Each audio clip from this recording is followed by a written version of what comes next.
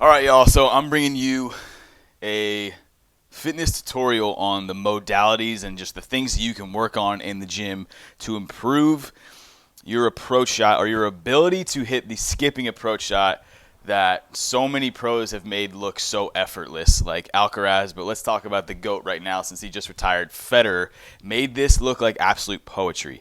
So when I say a skipping approach shot, when you're trying to get up onto that ball just a tad bit early, you have a little bit of an inside-out movement to get around the ball to make it a forehand, and then you skip into that approach shot where that back leg is kind of drifting back, and then you keep progressing towards the net.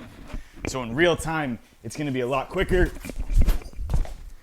getting around that. So what goes into that skipping approach shot? We have three things I'm going to go over today to give you three things to actually work on. We have the actual ability to skip with some power off one leg, lane under control, and keep progressing with the point.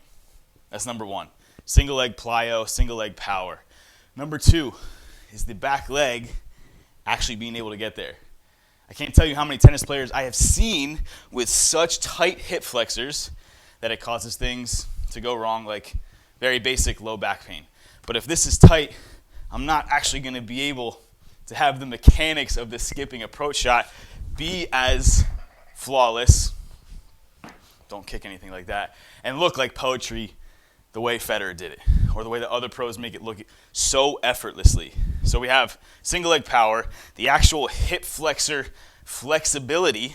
It's in the word, your hip flexor. Let's get it more flexible. And number three, your ability to actually rotate. We can go down a wormhole of your actual forehand technique. That's what I'm not here for today. But your ability to actually rotate.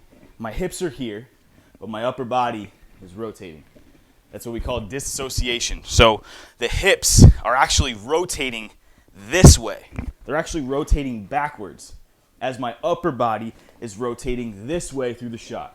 So my ability, my mobility to actually rotate very, very far is the third portion.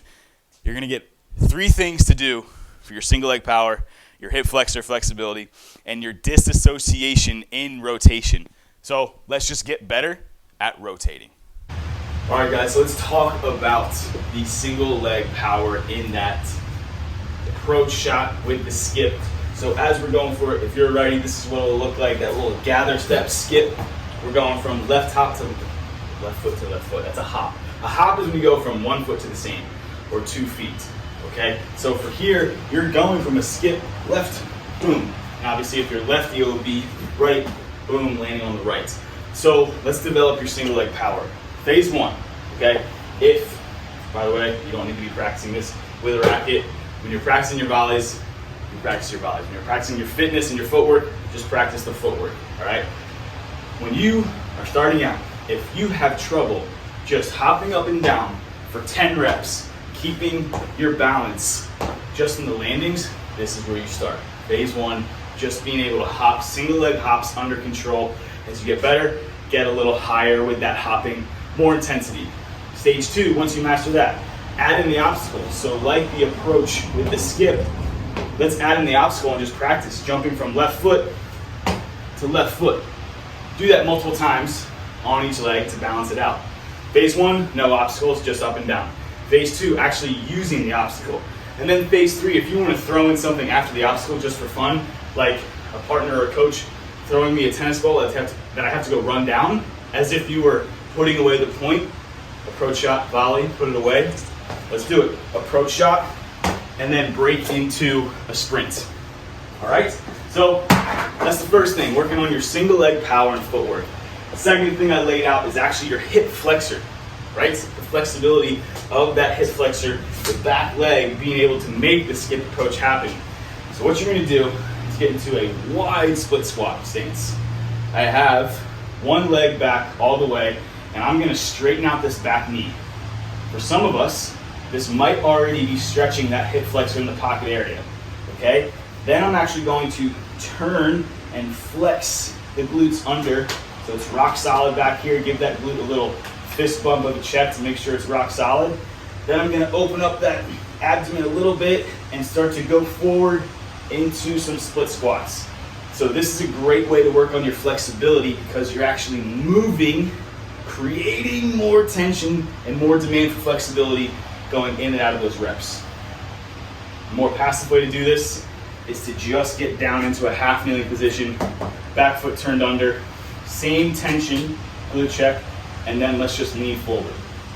Work on that hip flexor flexibility before, during your session, after your hitting sessions and footwork sessions. 1 and 2, single leg power, your hip flexor flexibility. And what's the third? The third is your actual ability to rotate. So remember, disassociation.